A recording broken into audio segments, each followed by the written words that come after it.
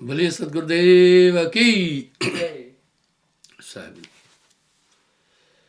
काया माया झूठी जानो,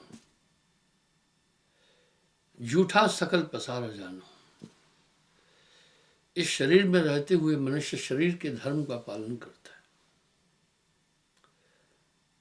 आइए हम 6 शरीरों पर बात करते हैं। एक बात पहली, सदगुरु भक्ति की बड़ी अनूठी है। ना कोई कहा ना कोई जाना, उस परम धाम सतलोक की खबर किसी को भी नहीं थी।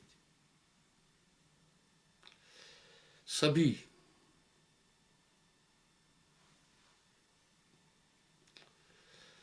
माया में उलझे हुए, ये जितने भी शरीर हैं ये सब ब्रह्म है। अंधकार से अज्ञान की उत्पत्ति होती है, अज्ञान से भय, संशय, संशय से भय, भय से दुख। इस आत्मा को इन 6 शरीरों में घुमाया जाता है और 84 लाख योनियां तो अलग है। आपको ध्यान होगा, कुछ दिन से मैं इन 6 शरीरों के बारे में बातचीत कर रहा हूं।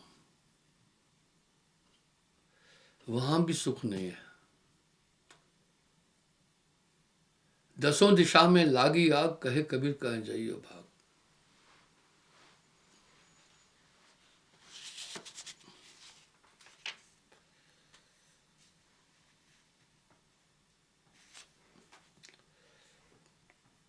सबसे पहले हम इस शरीर की नेचर देखते हैं, ऐसी क्यों है। काया की गत काहू न जाना। पहला मैं स्थूल देही पर चलता हूं, जो ये है। मनुष्य एक अज्ञान में है। तनधर सुखिया कोई न देखा, जो देखा वो दुखिया। वाटे वार हर कोई दुखिया, क्या तब से क्या वैरागी। जोगी दुखिया, जंगम दुखिया, तपसी को दुख दूना। आशा तृष्णा सब घट व्यापी, कोई महल ना सोना। ये 5 तत्व की बनी देही है। हर तत्व की 5-5 प्रकृतियां है, वो हम सब देख रहे हैं।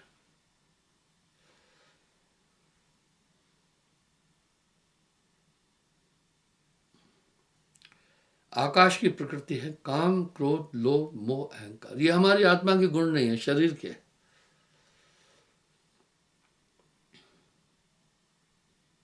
बदस्तूर सब में है। एक छोटे से भुनगे को, कीड़े को भी अगर कहो तो वो भी गुस्सा होता है। देखो, क्रोध है। मैथुन सृष्टि है। सभी प्राणियों की उत्पत्ति मैथुन से ही। मैथुन कहते हैं सेक्स को। आप देखिए क्या ये माया की रचना है, इसी में जीव भूला पड़ा है।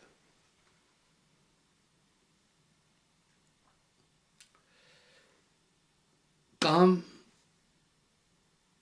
ये आकाश की प्रकृति है। काम, क्रोध, लोभ, मोह, अहंकार।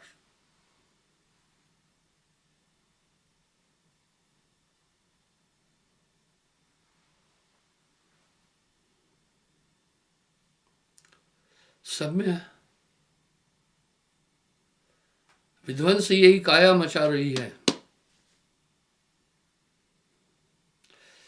काया माया झूठी जानो, झूठा सकल पसारा जानो। कभी कभी हम शिष्ट लोगों को देखते हैं तो हम कहते हैं बहुत अच्छे हैं। नहीं नहीं नहीं, नाम बिना सब नीच बखाना। ऊंच वही जो नाम है जाना, बिना नाम सब नीच बखाना। कभी कभी सुनने में आता है इतनी बड़ी घोर वितरांग तपस्या करने वाले लोग कैसे भड़क गए, क्योंकि अपना अपना जलवा दिखाते हैं। क्रोध, लोभ, मोह, अहंकार आदि बदस्तूर हर प्राणी में है।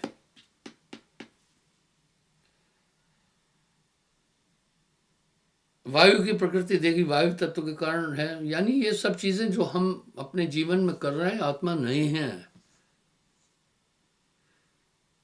ये तो मन और माया की प्रकृतियां हैं। हमारी आत्मा जो की त्यों है। आत्मा की व्याख्या बड़ी सुंदर है, संतों ने की है।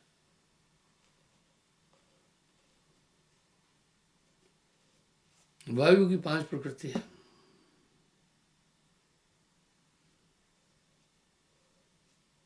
चलना, बोलना, ताकत लगाना, सुकड़ना, पसरना।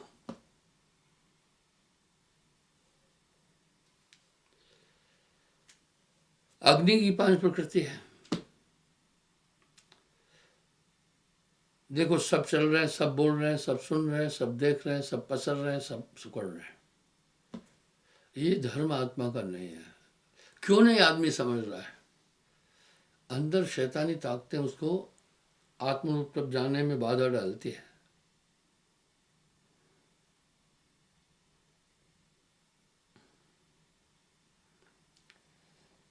अग्नि की प्रकृति नींद, सभी सो रहे हैं क्योंकि ये तत्व है शरीर में मौजूद।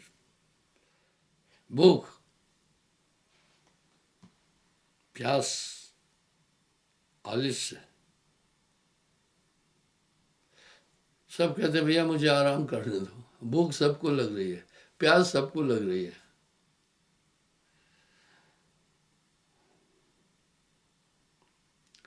ऐसे ही जल की प्रकृति है। ये माया भी शरीर, इसमें 5 तत्व, ये सब प्रकृति कहलाते हैं, तत्व भी। इसी में इस पिंजड़े में आत्मा को कैद किया है। साहब बार बार अपनी वाणी में कह रहे हैं, ये पिंजड़ा नहीं तेरा हंसा, ये पिंजड़ा नहीं तेरा।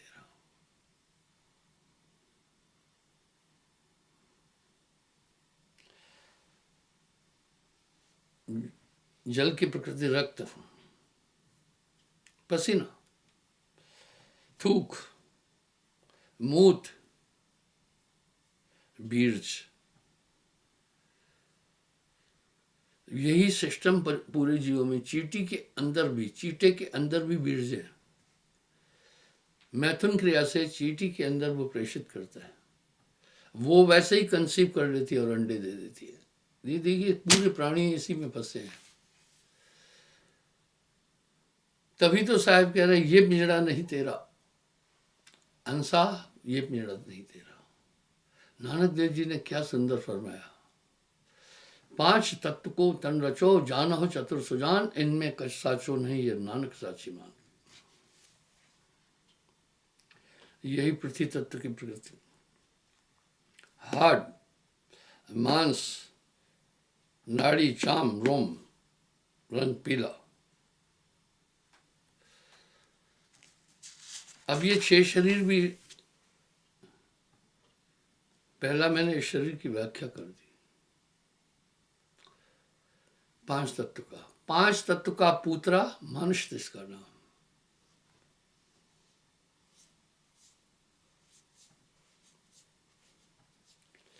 दूसरा है सूक्ष्म शरीर।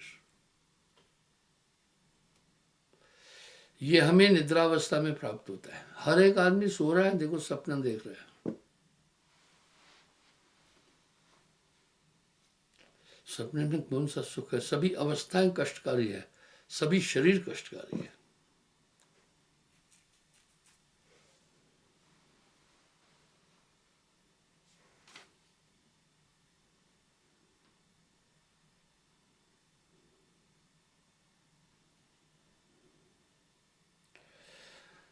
निद्रावस्था को प्राप्त होने के बाद कुछ ऐसी कोशिकाएं, ये पूरी कोशिकाओं का खेल है शरीर में। वैज्ञानिक लोग भी इसको मानते हैं। चेतनावस्था में हमारी आत्मा का वास आंखों में है, जागृत में चक्षु में वासा। ये कोशिकाएं हमें सभी रंग दिखा रही है, सभी चीज दिखाती है। देखिए, मेडिकल होता है, आर्मी में भी हम जो ये पूरे कलर देख रहे हैं, ये सब भी एक माया की चाल है। कभी कभी आपने सोचा होगा, वो कलर ब्लाइंड लोग होते हैं, इसलिए आंखों का टेस्ट जब करते कलर्स दिखाते, तो कुछ कलर्स नहीं जान पाते। आंखें बड़ी सूक्ष्म चीज है। पूरे तंत्र से इस शरीर को ऐसा बनाया है कि आदमी इससे बहुत ज्यादा प्यार करता है। शरीर की हकीकत क्या है, हम सब ये बात ठीक से जानते हैं। पांचों तत्व तत्व में जाकर मिलते क्या है। जैसे कुछ अभीष्ट नहीं रहता है शरीर का। जैसे हम स्वप्न देखते हैं, स्वप्न में तमाम वस्तुओं का हमें बोध होता है, लेकिन जागने पर उनका अस्तित्व नहीं है। वैसा ही है।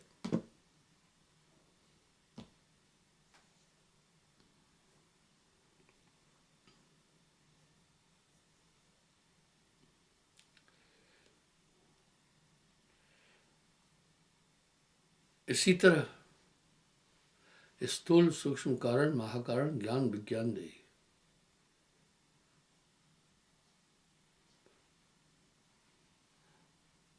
कारण देही हमें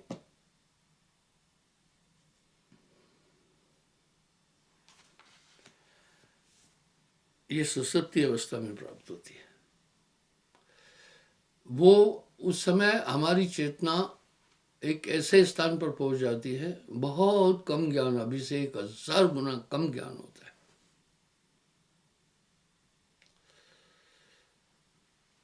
ये काया है समृत केरी, काया की गत काहन हेरी।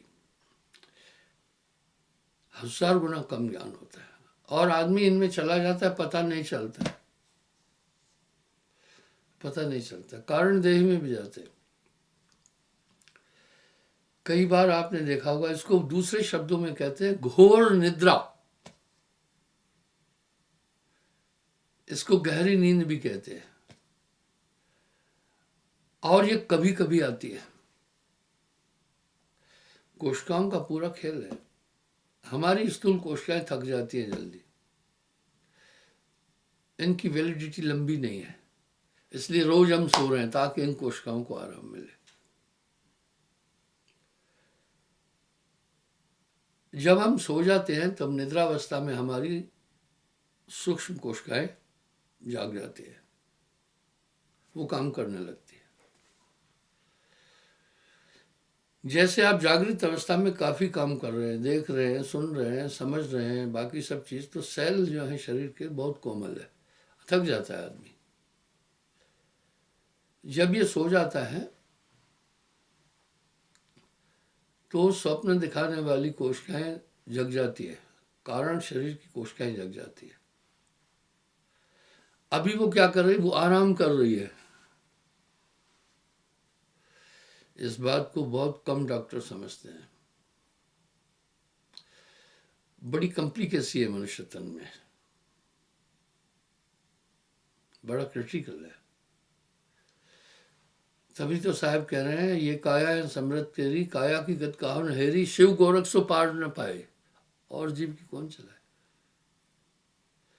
फिर वो पूरी रात आप देखते हैं लोग नींद में, कोई रोता है, कोई कुछ करता है, कोई चिल्लाता है, कोई भयभीत होता है। पूरा असर वैसे ही पड़ता है जैसे इस शरीर पर है।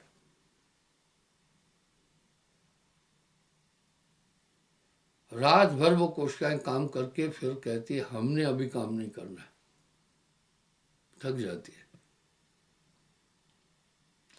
फिर ये जागृत अवस्था की कोशिकाएं ऑटोमेटिक जाग जाती है, फिर ये हम संसार देखते हैं। जो सपना पेखना जग रचना तिम जान, इनमें कुछ साचो नहीं नानक बिन भगवान। तीसरी कोशिकाएं हैं, वो कुंद है, वो कुंद है तीसरा शरीर। उसमें वो सुप्ति अवस्था में है, वो कुंभकर्ण की तरह है।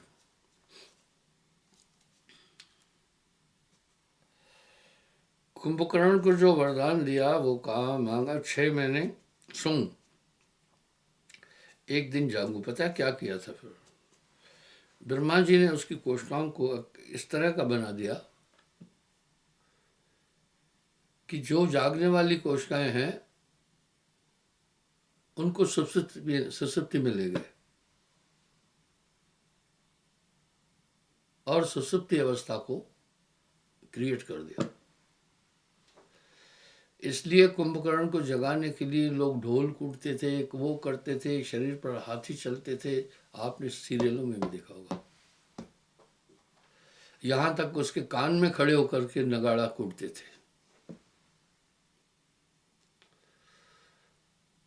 और हाथियों से उसके शरीर को रौंदते थे, तभी भी नहीं जगता था। क्या था ये?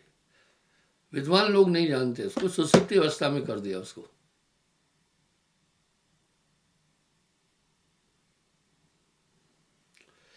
ये सुसुप्ति अवस्था बड़ी कुंद थी, कुंद अवस्था है। इन्हीं अवस्थाओं में इस आत्मा को घुमाया जाता है। निज रूप को आत्मा नहीं जान पा रही है, आत्मज्ञान को नहीं जान पा रही है।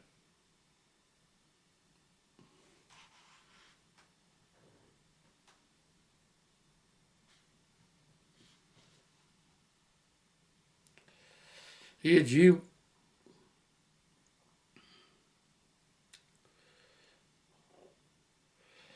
उसके बाद महाकारण देही में पहुंचता है।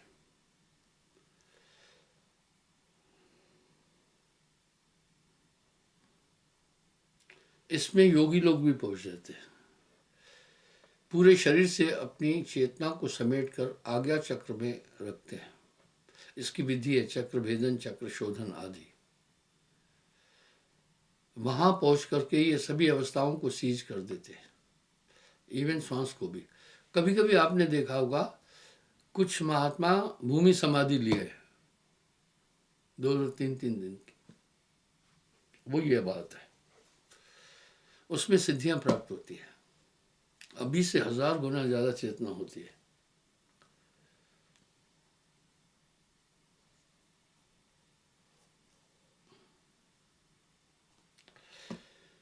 पांचवी अवस्था है ज्ञानदेही।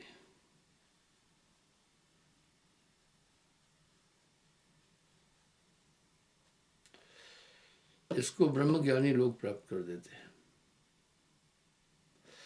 संसार के सभी पदार्थों से अपनी कोशिकाएं, सभी इंद्रियों का पूरा दमन करके वो ज्ञानदेही में पहुंचते हैं। वहां बहुत ताकत मिल जाती है। कहते हैं अहम ब्रह्मस्मि, मैं ही ब्रह्म हूं। पर वो भी ब्रह्म है।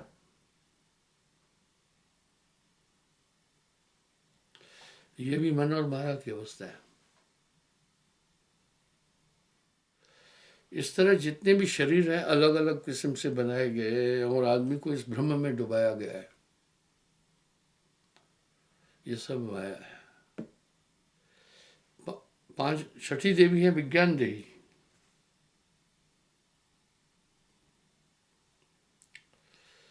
ये विज्ञान देही आकाशवत है।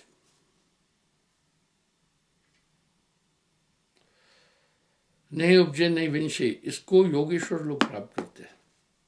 ये जल्दी नहीं मिलती।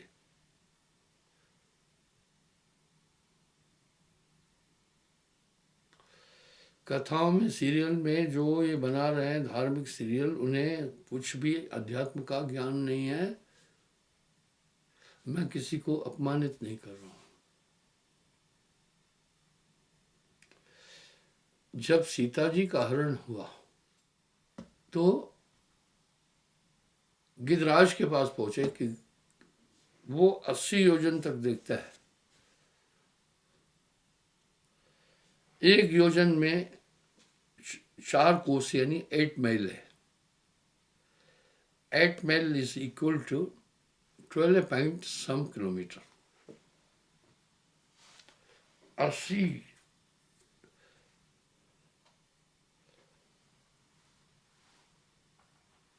12 अट्ठे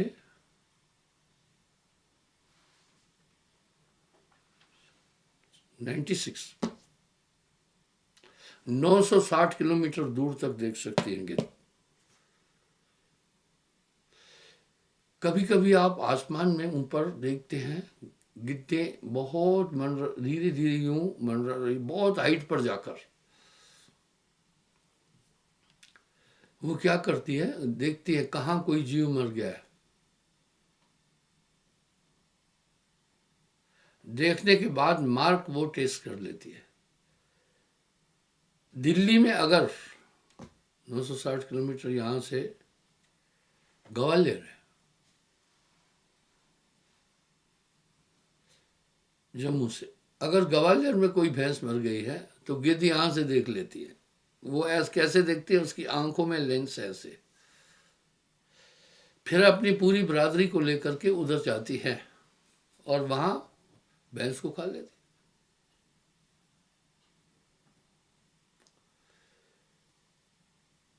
तो वहां क्या दिखाया रामायण में, गिद्धराज से पूछा कि सीता जी कहाँ है।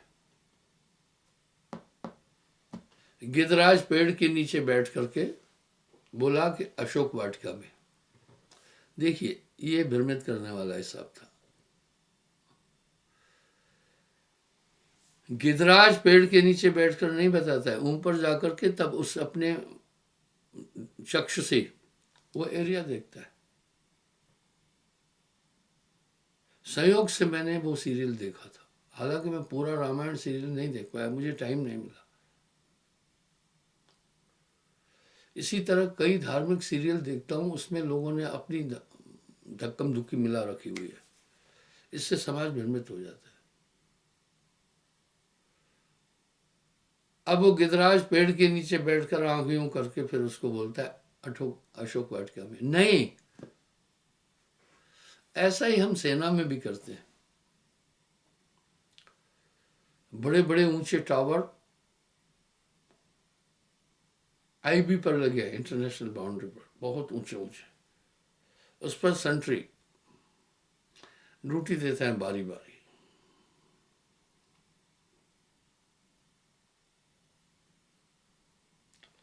दूरबीन से देखता है कि भाई बॉर्डर पर इधर पहले हरकत थी नहीं, पहले इतनी गाड़ी आई, सिट्रिप लिखता है, आज ज्यादा गाड़ियां क्यों आ रही है। तो उस टावर पर, ऑब्जर्वेशन टावर पर दूरबीन साथ होती है, कम से कम हम 30-40 किलोमीटर तक क्लियर देखते थे कि भाई फलाने देश की गाड़ी पहले यहाँ 4 आती थी, आज 6 क्यों आई है, आज 8 क्यों आई है, वो सब लिखते जाते थे और हेडक्वार्टर में पहुंचती थी। इस तरह फिर वो ब्रिगेड हेडक्वार्टर में जाती रिपोर्ट, फिर डिवीज़न, फिर वो पूरा मिलकर दिल्ली तक रोज़ पहुंचता है कि बॉर्डर पर गतिविधि क्या होती है। इसलिए बॉर्डर की गतिविधियों का पूरा ज्ञान रक्षा मंत्री के पास होता है। ये सूत्र है। इस तरह गिद्ध पेड़ के नीचे बैठकर भाई बहनों नहीं बताएगी। तो इस तरह से लोगों ने ये विज्ञान देही 6 लोग सिर्फ प्राप्त कर पाए, महायोगेश्वर कहलाते हैं वो। अभी तक 6 महायोगेश्वर हुए।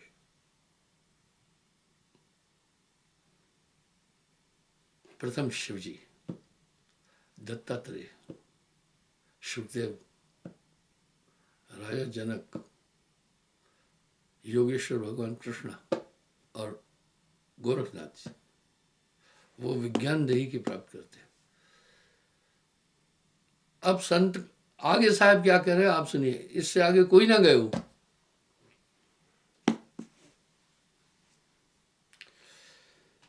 इसके आगे भेद हमारा, जानेगा कोई जानन हारा, कहे कबीर जानेगा वही जा पर कृपा दया सदगुरु की हुई। यह विद से यह जीव गिरा अपने रूप से, भोगे दुख सदीक सब लोग कहे न भूम का। यह विद जीव निज रूप सारे, तस्सो भूमि देह गह न्यारे। इंद्र को हिलाया था, इंद्र डर गया था। इंद्र ने तब कहा भाई मेरे पास दानव मानव गण गंधर्व और प्रेत आत्माएं कोई भी नहीं आ सकती है, ये मैंने अपना शस्त्र छोड़ा है, तुम कौन हो, तुम्हें कुछ नहीं लग रहा है। वशिष्ठ जी ने कहा हे देवराज इंद्र, मैं वशिष्ठ हूं। बोला आप दिखाई नहीं दे रहे। बोला मैं विज्ञान देही में हूँ, इसलिए मैं सबको देख सकता हूँ, मुझे कोई नहीं देख सकता। इस ऐसे शरीर है। आप दूर न जाए, नींद की ही बात है भाई। जब आदमी नींद में होता है तब सब कुछ देखिए कैसा एक आवरण आ जाता है, कान नाक सब सिकुड़ जाते हैं, बंद, कुछ पता ही नहीं चलता है। इसी तरह ये जीवात्मा इन अवस्थाओं में, ये सब भ्रमांक अवस्थाएं हैं, घूमता रहता है। अब यहाँ साहब कह रहे हैं इसके आगे भेद हमारा जाने का कोई जाना नारा, कहे कबीर जाने का वही जा पर कृपा सदगुरु की हुई। क्षमा चाहता हूँ, समय हो रहा है, कल फिर मैं हाजिर हो जाऊंगा। शेयर करें साहिब।